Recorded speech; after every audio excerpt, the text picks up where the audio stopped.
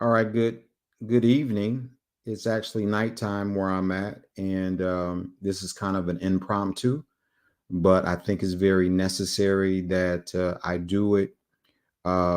This is just a quick uh, conversation, or chit chat, fireside chat that I wanted to have as it relates to trust. So today or tonight, I want to talk about a bootleg trust. Now, many of you know that I did my dissertation, my doctoral work in financial literacy. It was actually geared towards the African American community, and the reason why I did that, I chose that, was because we are taxed, heavily taxed, um, financially, and I could say more about that. So I wanted to help in any way I can or I could with that relief, not just for myself. I wanted to understand it better, but just for people that's around me, for my community. And so I want to talk about a bootleg trust. Now, I don't want that to sound ghetto, but the issue is that many of us, we won't delve into a real trust, a legal trust, because a lot of us, number one, we've not attained to the level where a trust is needed, or estate planning is needed in our mind. Our mindset is like, what do I need that for? Well, because if you look from an urban standpoint, or from people from the hood, or people that are at the margins, that are meager in substance, then what they are going to conclude about their life is that, listen, I'm living paycheck to paycheck, or I ain't got nothing to leave, no way. Everybody's got something to leave, and when you talk about legacy and you talk about an estate planning is just not relegated to monetary things. It's also about the wealth from a knowledge perspective, a wisdom perspective, and all that. So you're also training when you do these types of things, and so you have to take all that in consideration when you start to look at that. However, many of us we will not do that, because we've been cultured in such a way that it's like voting.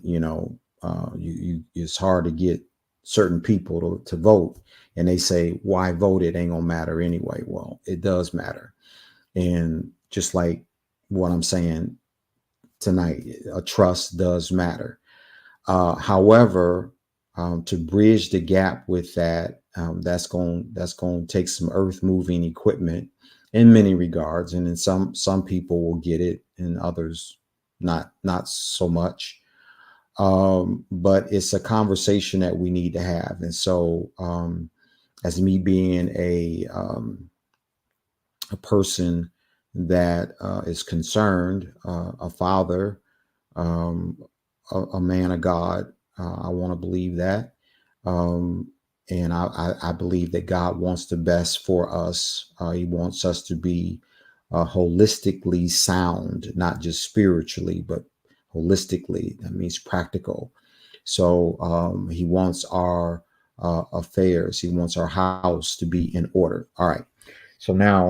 So a bootleg trust means this. Okay, now I'm going to talk about a real trust in a few days, but a bootleg trust, let me just get to this first, because this might arrest your attention more so than a real trust. Because when I start talking about that, we talk about two, three, four, $5,000, depending on what type of trust that you may need.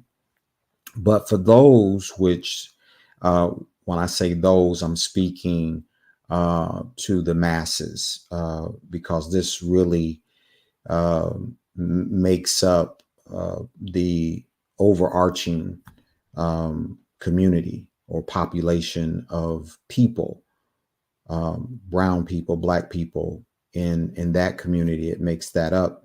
That won't really invest into a trust or have not amassed the wealth, the type of wealth where you need to start looking at estate planning and trust and stuff like that. So a bootleg will, not a bootleg will, because will be in a trust, but a bootleg trust would be something like this. What you could do, because a trust is basically to keep you from going to probate.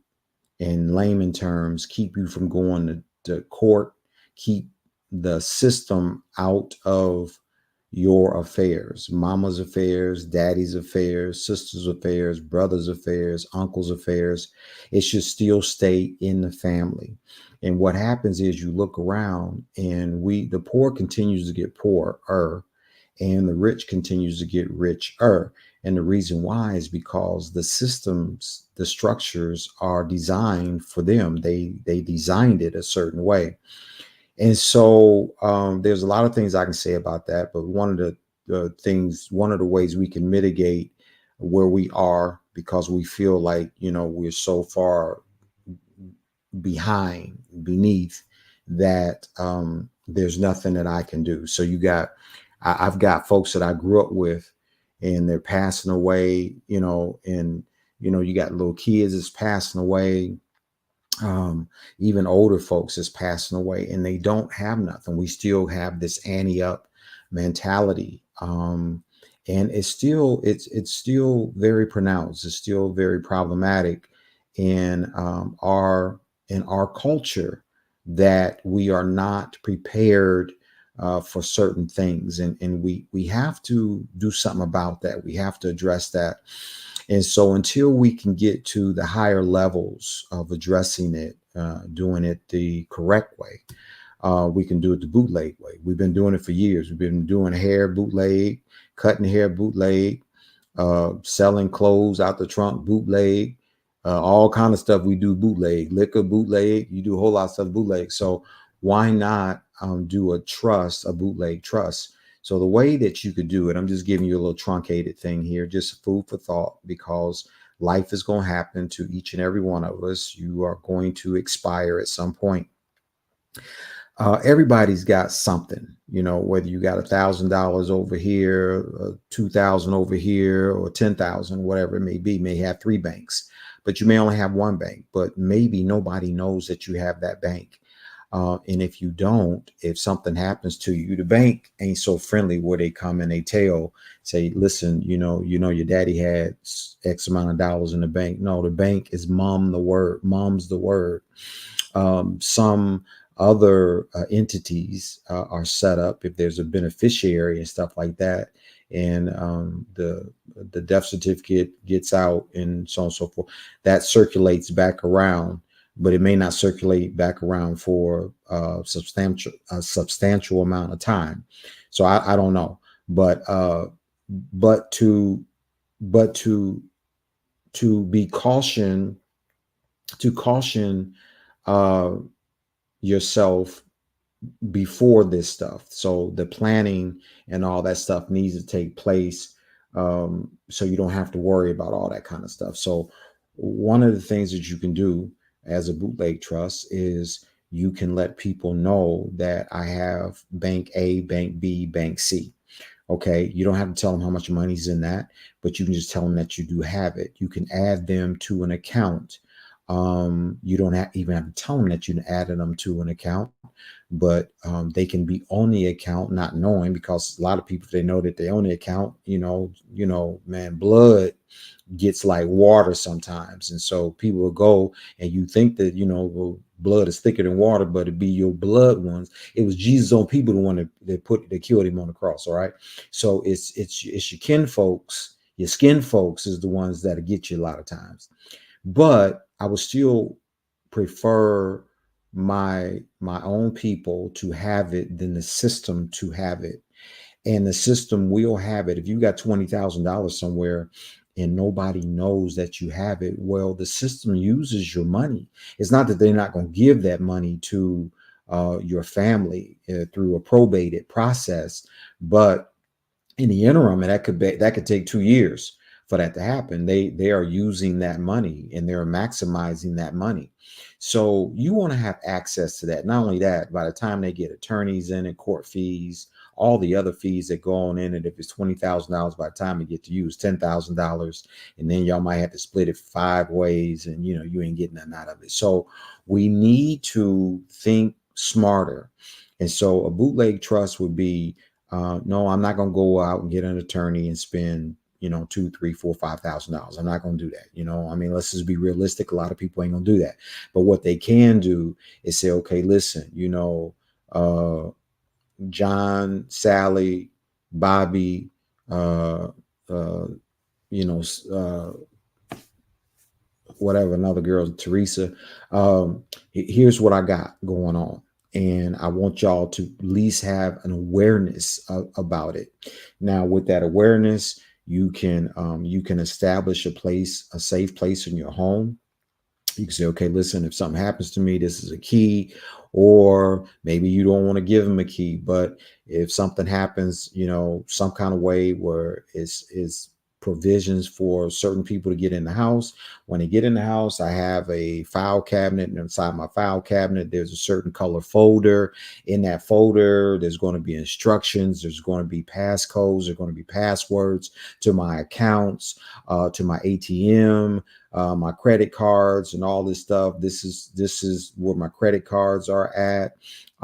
This is the security codes to my credit cards, or whatever it might be. You don't even have to tell them what those numbers are, but you can establish a safe place where people can go in and they can see you. Right. The whole objective here is to be able to be seen once you're gone.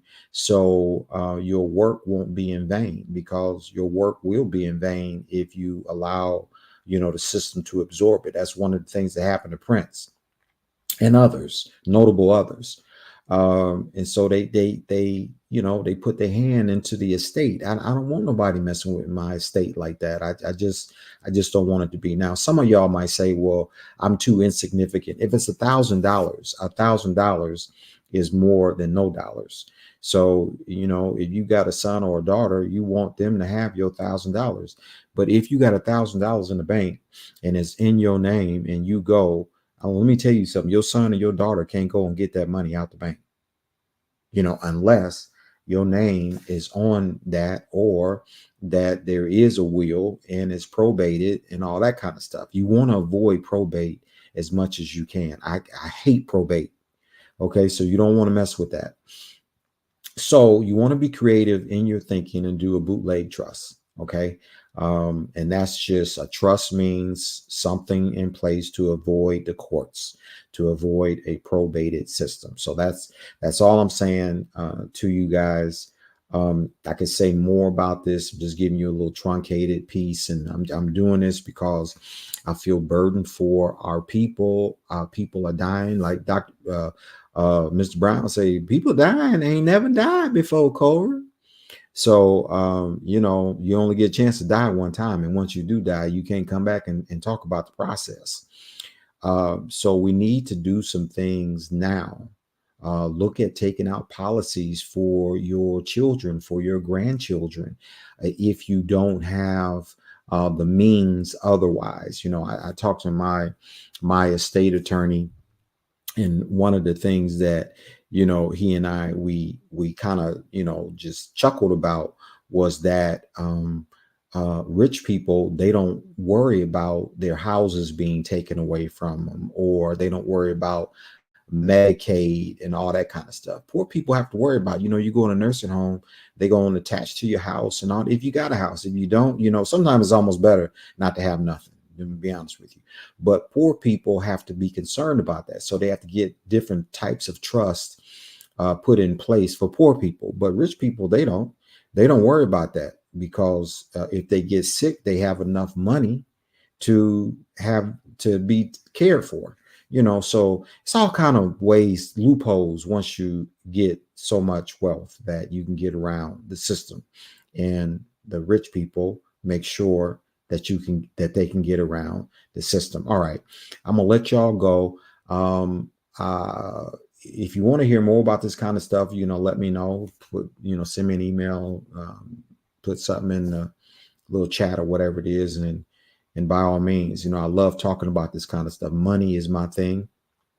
And so money and engineering and houses and all that kind of stuff, that's just what I love to do. That's a skill that the Lord gave me, and I use it, and I really want to help people. I don't want to take it to the grave. I want to give it all out as much as I can before I go. So I really want to see people do better. I want to see people being helped. All right, so y'all be blessed, have a good night, and we'll talk soon.